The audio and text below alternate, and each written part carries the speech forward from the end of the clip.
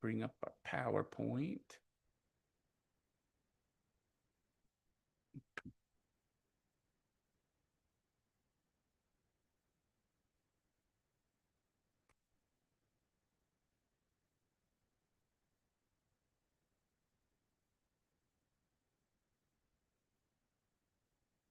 Okay.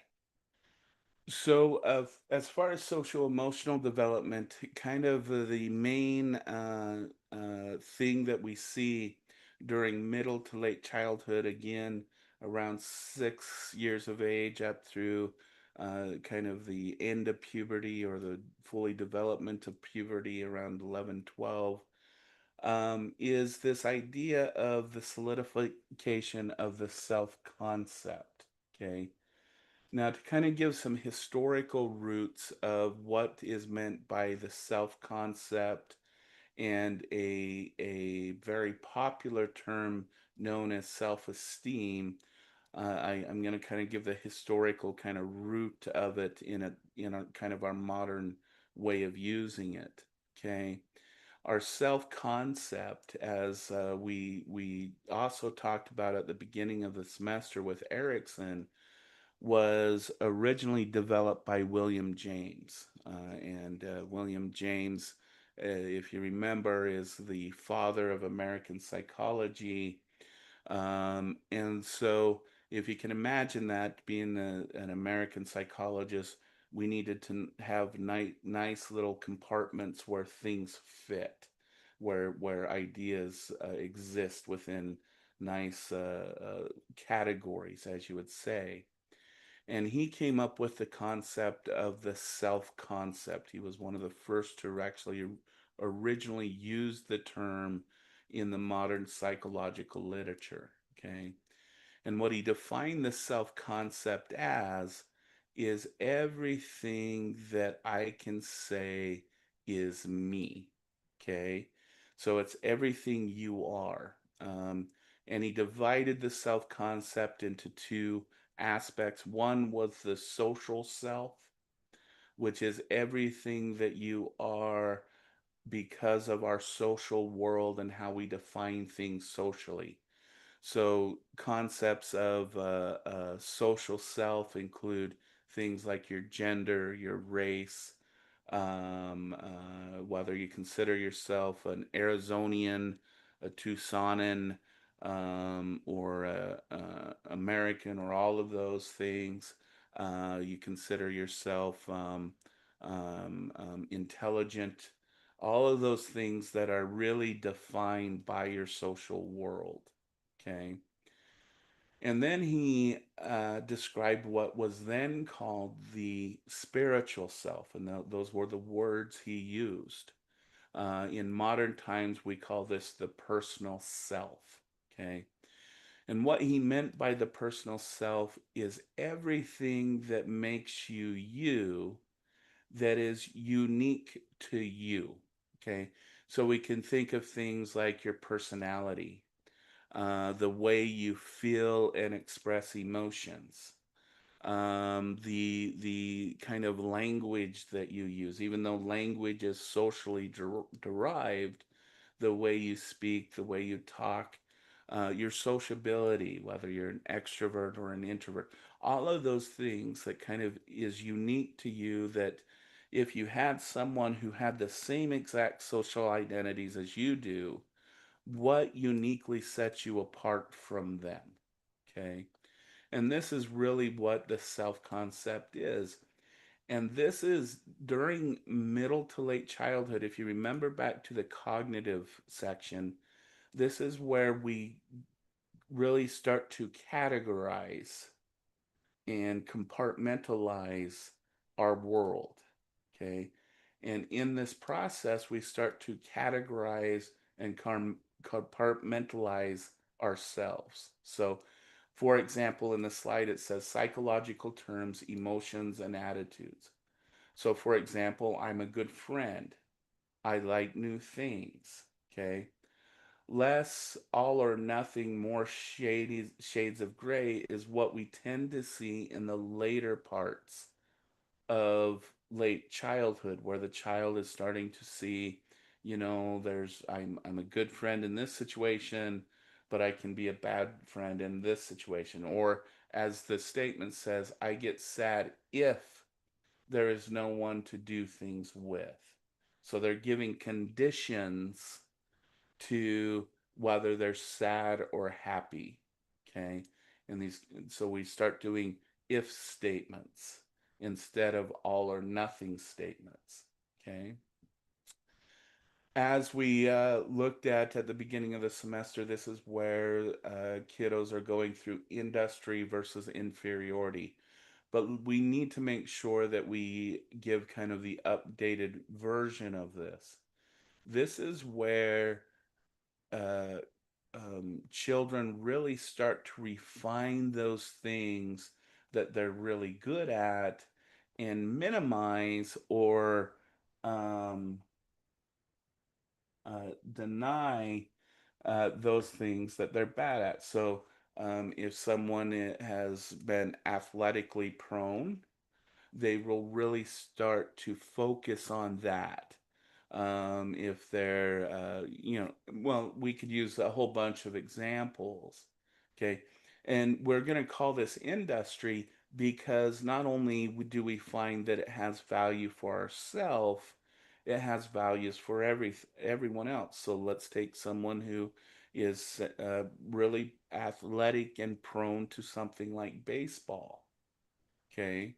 So industry states that the kiddo, if he's good at it, will have an internal motivation to do it because he gets enjoyment out of it, he gets self gratification out of it. But then he also has an external motivation. When he does really good, his parents are proud of him. When he strikes someone out, let's say he's a pitcher, his teammates cheer him on. Okay. And so there we're learning that things that can bring us, happiness inside of ourselves also has happiness for others. And then on the opposites, and so not necessarily make it inferior, we find that some things that we're not good at tend not to be rewarding for other people as well. Okay.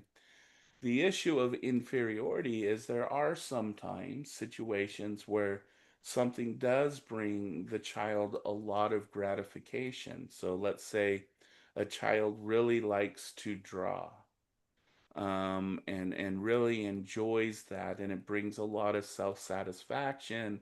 But when he presents his drawings to others, they kind of go, yeah, what is that?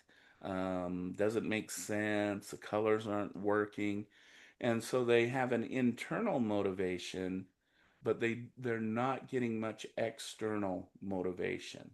Okay, this is where people can, while children and into adulthood, can develop things like hobbies, those kinds of things that are necessarily gratifying for themselves, take them into their own mind. But it's not something that they're going to maybe go and be an artist or go sell a lot of prints or something like that. So it becomes more of an internalized satisfaction rather than an externalized. On the kind of negative end is it can also create a lot of confusion for the child. It can create something that we call cognitive dissonance. So cognitive dissonance is where there's a difference between our internal attitude and belief. So internal attitude belief in this situation is I enjoy drawing, I enjoy art, versus the behavioral responses we get from the world. In the external world, people think that I don't do good, those kinds of things. And this creates what we call a cognitive dissonance, a tension within us. And what some of the ways to resolve that tension is to stop doing what they're doing. So a lot of kids, when they're not good at something, they'll just say, "Okay, I'm not good at that," and won't work on it anymore. Another way to resolve cognitive dissonance is to kind of keep it more personal to you and just not show the artwork or something to people who will criticize it.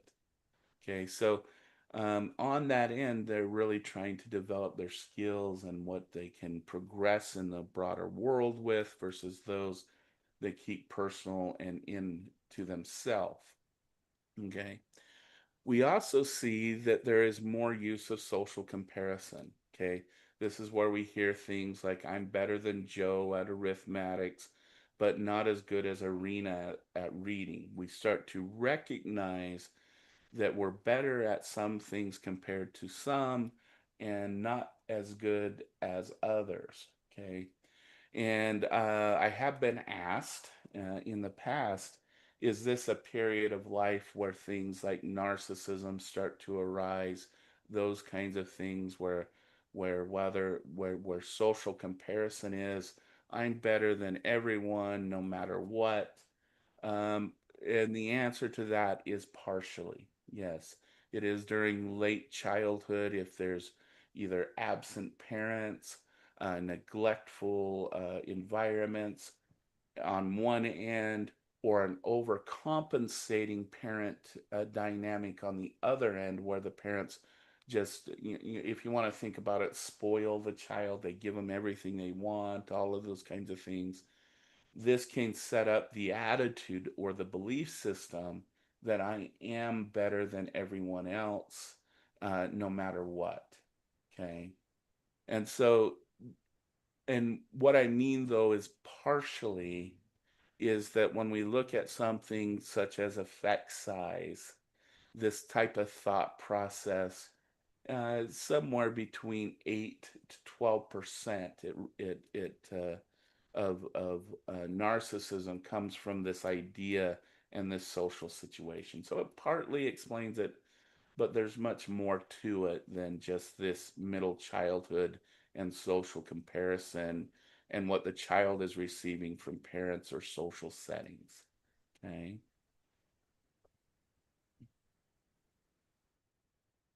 So, a little bit more on this self concept, because we should talk about this on the cultural level, because culture has a huge influence on it. And there's two kind of overall cultural paradigms that tend to be largely researched and when doing cross cultural comparisons, and that is the kind of the difference between individualistic cultures and collectivistic cultures. Okay. Now, up front, I'm going to explain these as two separate type of cultural orientations. But the way you should mentally think about this is that cultures are more complex, that there's cultures that tend to be more individualistic, but they also may have some collective traits as well. And there's countries who can be more collective, but also have individualistic characteristics as well. So these aren't like if you cross a border and all of a sudden you go from an individualistic culture to a collective culture. It's a bit more complex. So we're talking about more or less, not all or nothing. Okay. So an individualistic culture is states something like, um, well, let's take these two kind of statements. So I'm a human being. I'm a child. I like to play cards. And dad I'm my mom and dad's child. I think that should be dad's. My grandma and grandpa's grandson. I'm a hardworking good child. Versus this statement. I'm a wonderful and very smart person, a funny and a hilarious person, a kind and caring person, a good grade person who is going to go to a prestigious university or something like that. Okay. If you notice the subtle differences between these two orientations, they're saying the same thing, but one is coming from an individualistic perspective and one is coming from a collective perspective. Okay. And if you've kind of heard these, the first one is more of a collective idea. I am part of a group. I am part of my mom and dad, my grandma and grandpa, and I'm also hardworking and a good child. Notice that term, good child, because being a good child means that it's in relation to being a grandson, being a child, and those kinds of things. Okay. If we look at this next statement, I am a wonderful and very smart person. I'm funny and hilarious, kind and caring. This is all my characteristics are because of who I am, not who I am related to. So I am good because I'm good. While in the first one, I'm working because I'm recognized by my mom and my grandparents as a good child. Okay. So to put it in more terminological perspective, individualistic self concepts are I am unique, I am different, therefore my successes are due to me, my failures are due to me. Okay. In a collective culture perspective, my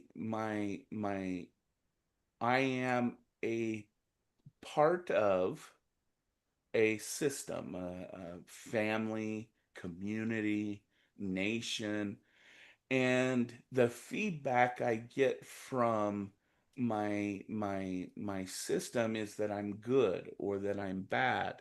Okay. Therefore, my successes are my community's successes.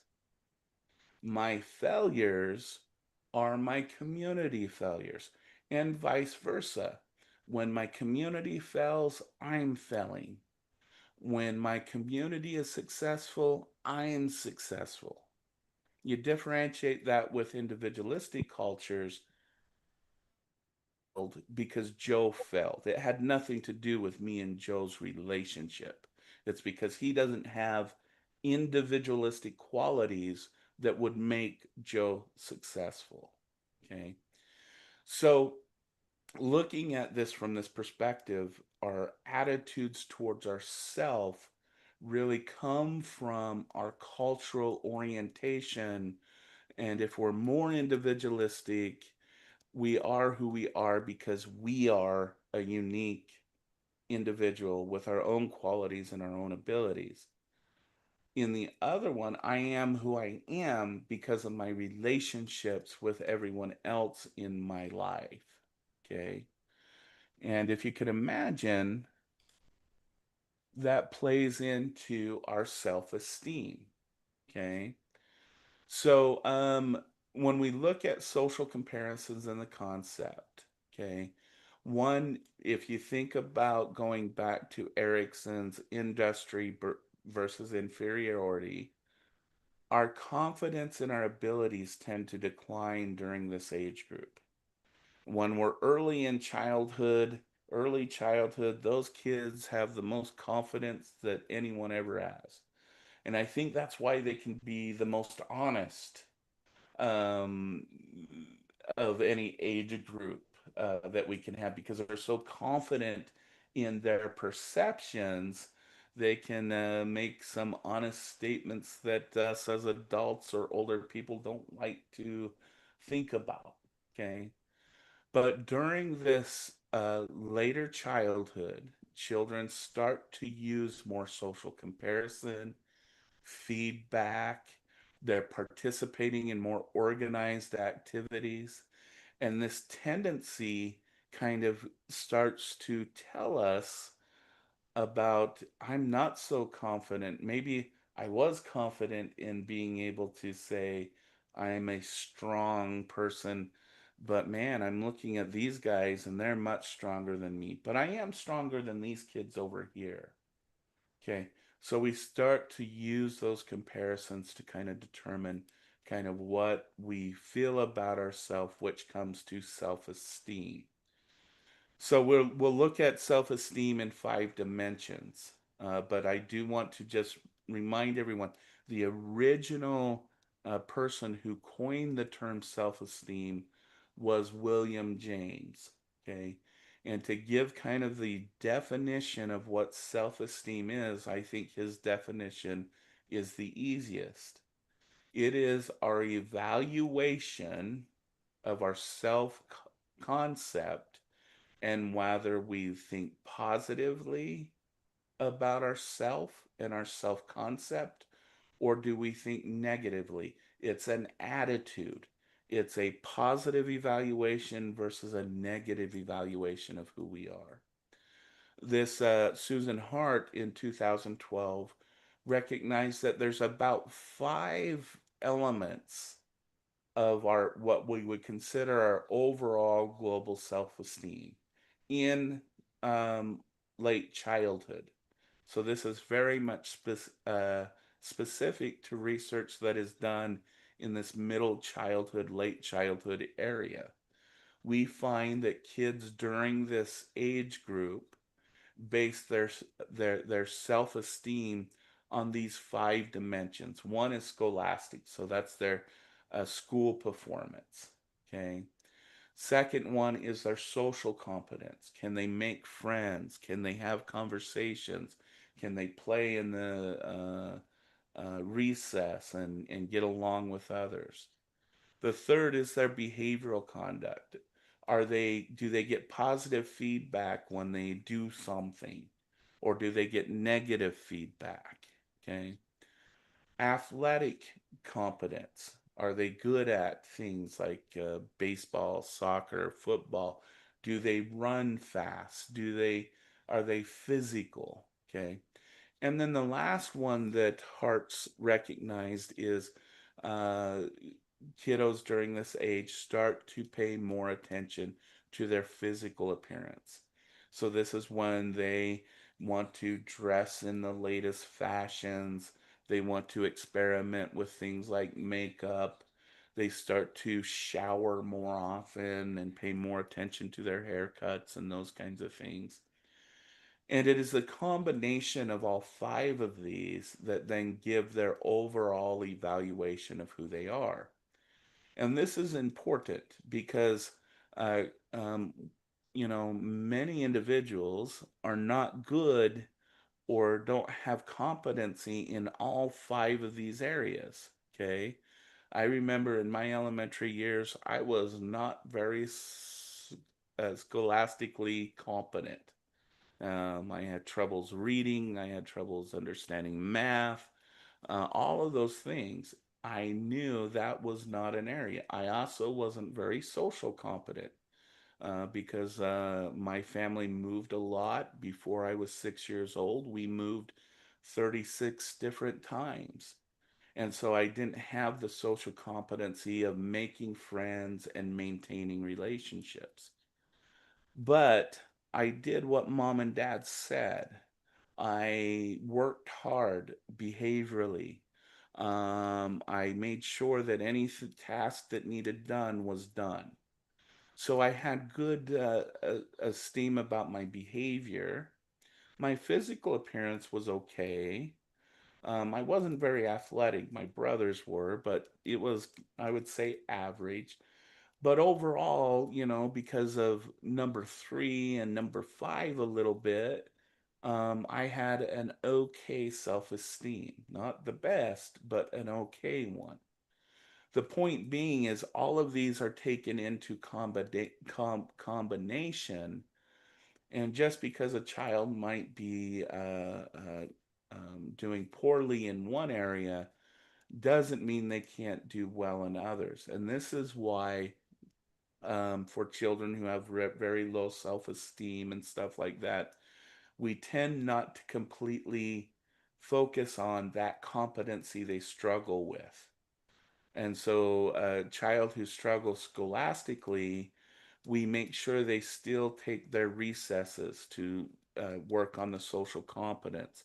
We encourage them to look at sports and athletic things. We compliment their physical appearance. We reward them when they do things behaviorally.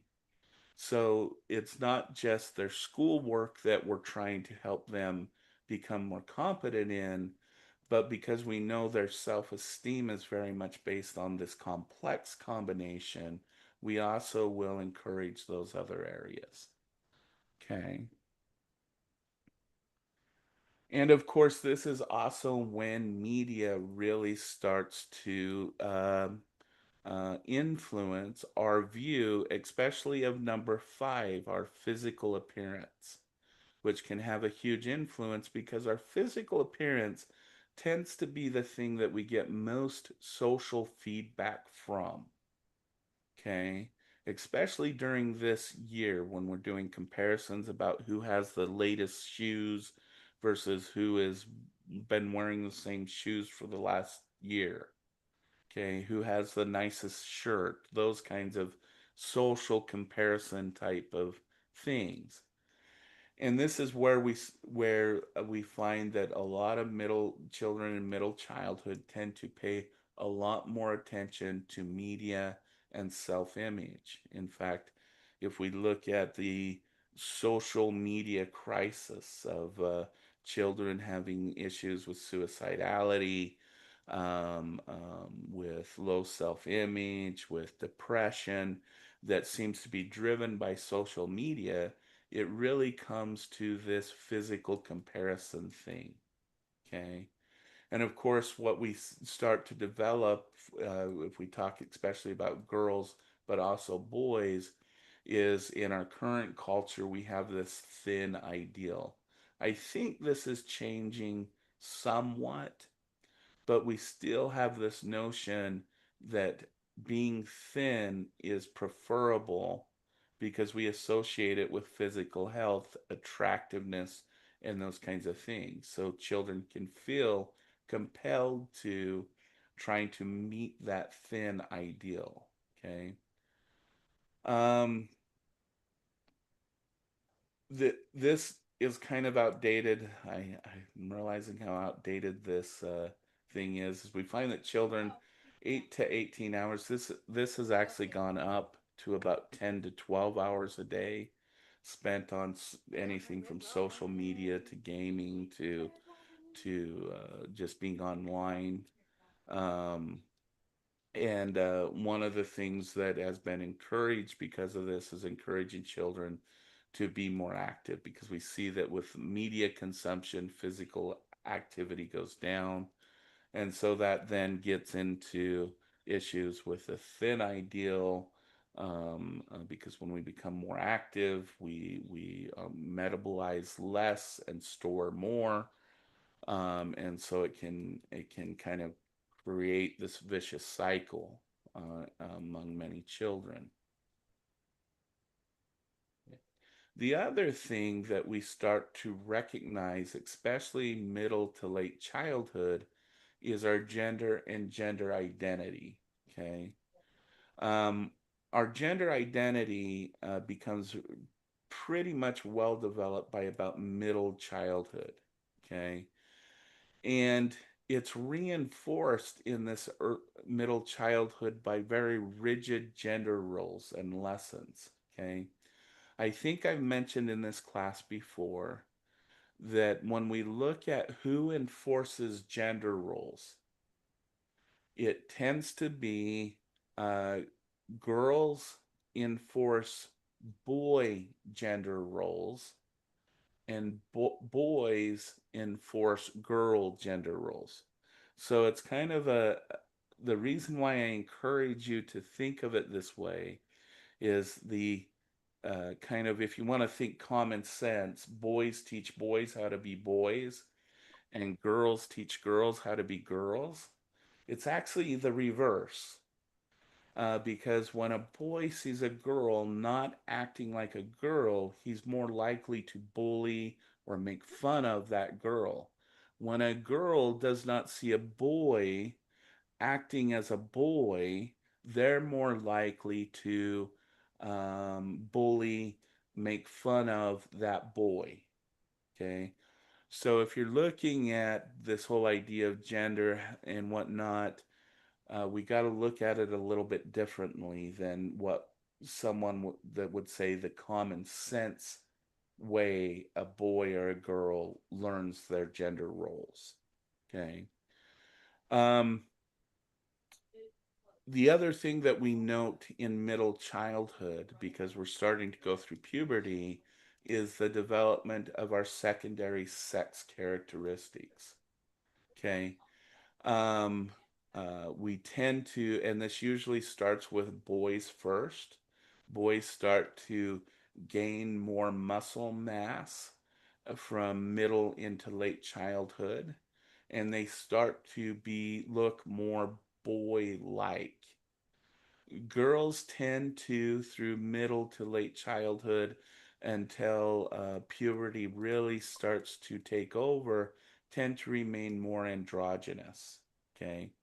But if you remember, up to about the age of 6 to 8, if we were to dress boys and girls exactly the same, give them the same haircut, all of those kinds of things, we would have a very difficult time telling the difference between boys and girls because up to about the age of 6 or so, um, children are androgynous, meaning they have the same physical feature, physical stature, all of those things.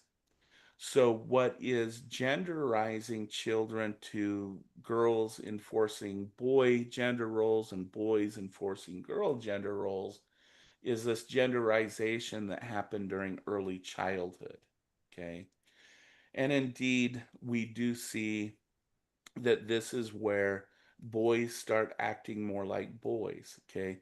If you look at, unless they're in an environment where gender roles are strictly enforced from a very early childhood age, boys up until the genderization that occurs in later childhood, boys will have just as much physical contact with other boys. They'll hug, they'll put their arms around each other. They have no qualms about kissing on the cheek, as an example, being close, reading a book together. All of those things that later, when gender roles are enforced, they're encouraged not to do. Okay, but in early childhood, we can see that very clearly. And then as they enter middle childhood into late childhood, when their gender identity is enforced, that's when we see boys not holding hands, not putting their arms around each other, not expressing emotions, those kinds of physical and socially psychological things that girls then at that age are encouraged to do. Okay. So this is when social gender roles are starting to be enforced.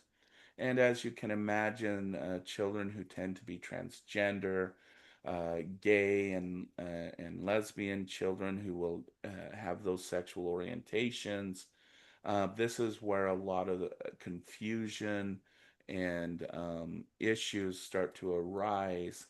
And this is really the starting point where we see, among especially transgendered individuals, we start to see kind of the spiraling of the increased probability of things like depression, anxiety, substance use that'll occur later in adolescence.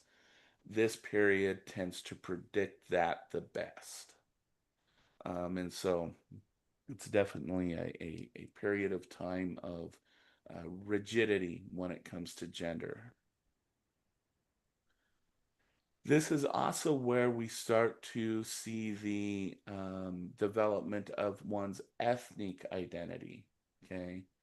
So this is when a child develops an attitude towards their ethnic group and which they feel belong to. Sorry, that was a bird. And ethnic constants. This is the understanding that race and ethnicity remain the same across time and different situations. So you take, an Asian child, they'll be Asian in Tucson as much as they'll be Asian in California, as much as they'd be Asian in New York. Um, and that it doesn't gonna I'm gonna be Asian now as much as I'll be Asian when I'm 20, 30, 40, or 50. It is during middle childhood we realize that that's not gonna change. Okay. And so this is where we go through something called ethnic acceptance. All right. And so this is where some children will if they grow, if they develop a poor attitude towards their ethnic group, this is where they'll go and try and adopt a um, um, a different group. An example of this is that there is a subset of Native American youth who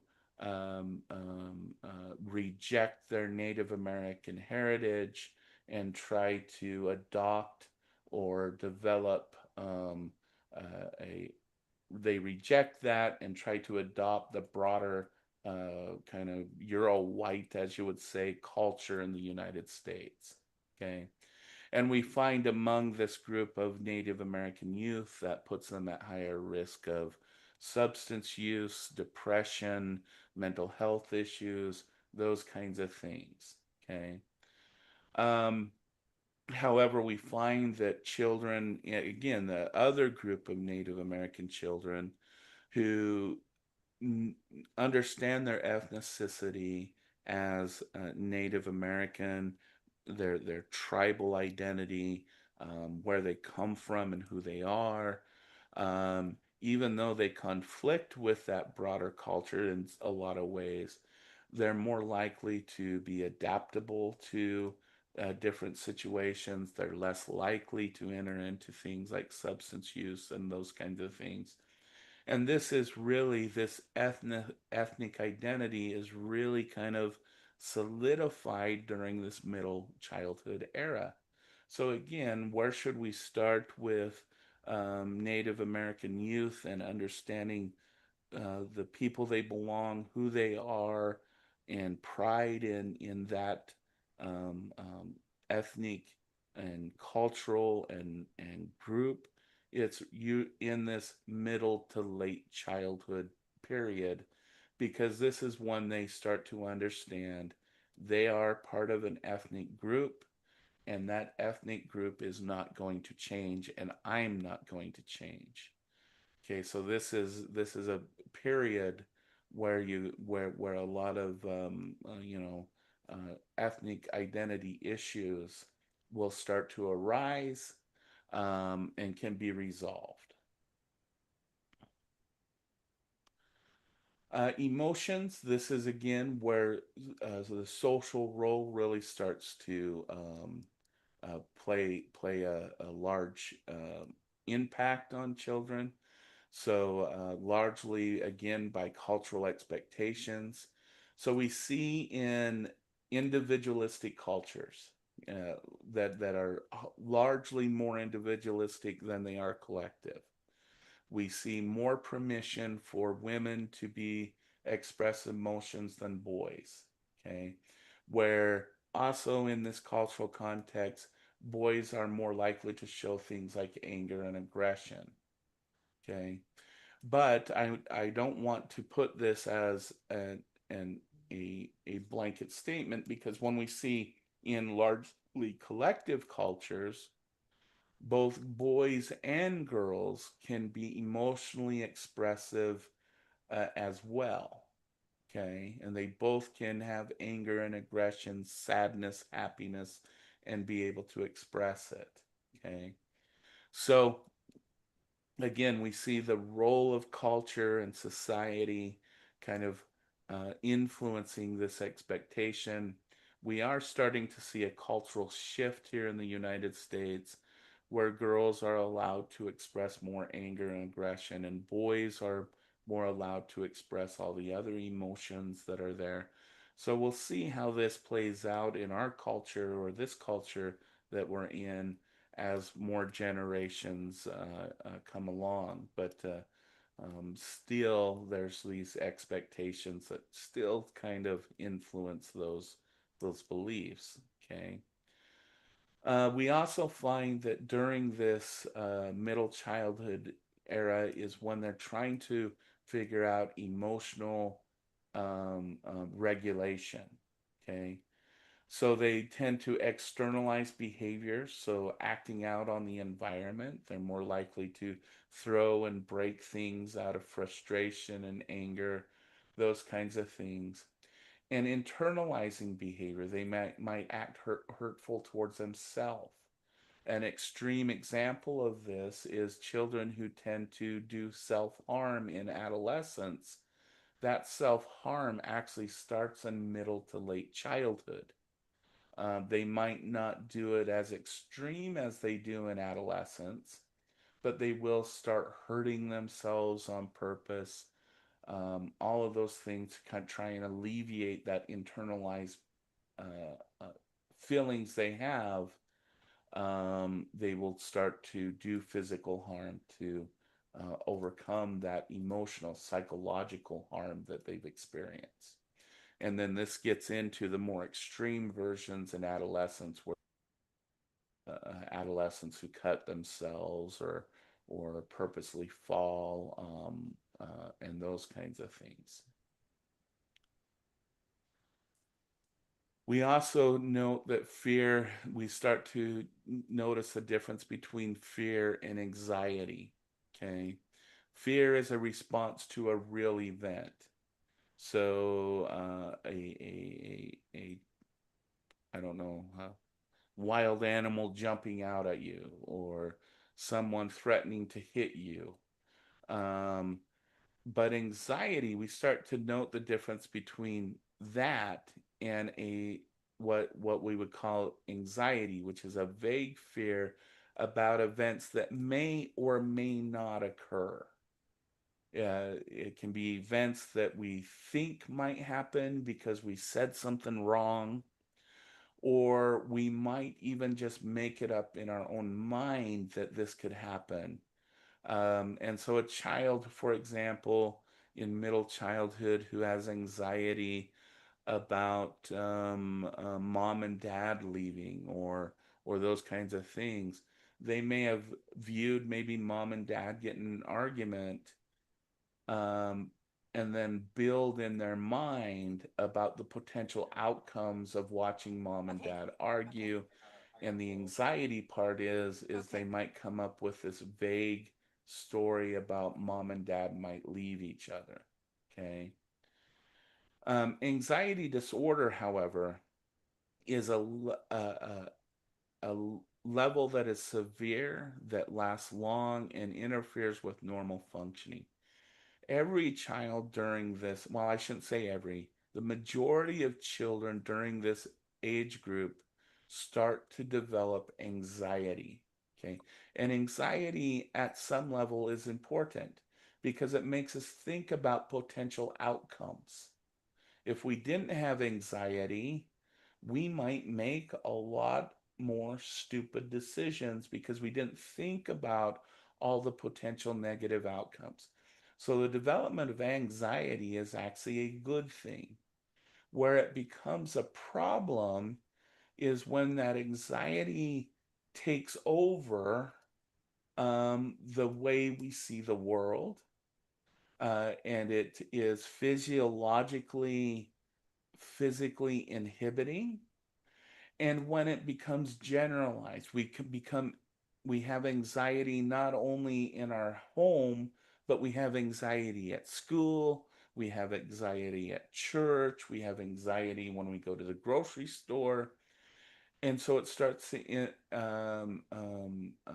disrupt our ability to function, as it states here. And during middle childhood, there tends to be three kind of types of anxieties that tend to be prone during this age group. One is that one I was just explaining, separation anxiety disorder. This is feeling anxious when, for example, if I have anxiety that mom and dad argue a lot, so I need to be present with them all the time. And I get anxious when they're out on their own and I'm not sure what's going to happen. Okay. Obsessive compulsive disorder tends to start to develop during this age group, and this is the development of severe anxiety when certain behaviors aren't done in a certain way. And the other type of anxiety that tends to develop during this period are phobias. Okay. Now, some phobias are probably healthy. If you don't know the difference between a snake that is uh, um, non harmful versus one that is harmful, it's probably a good idea to have a phobia about snakes. And that's one example where phobias become a problem is when that phobia inhibits us to interact with the world. So we'll go back to the snake example. I won't leave my house because I have anxiety, a severe anxious reaction that there are snakes outside. So I can't leave my house because of the potential of interacting with a snake. Okay. And we can see this develop. These three disorders tend to start their development in middle to late childhood. Okay. And I think I promise we keep today down to about 45 minutes. So I think we're just about at that point. So we're going to leave things like loneliness and depression to our conversation on Tuesday. So we talked about physiological reaction or excitement with anxiety. We'll talk about physiological depression this coming Tuesday when we open up a conversation about loneliness and depression into middle childhood. And we will note this is kind of the cliffhanger is that loneliness is the loneliness in middle childhood is the best predictor statistically of suicidal attempts in adolescence. And we'll talk about how that relationship develops this coming Tuesday. Okay. So I'm going to stop my sharing right here. I'll stop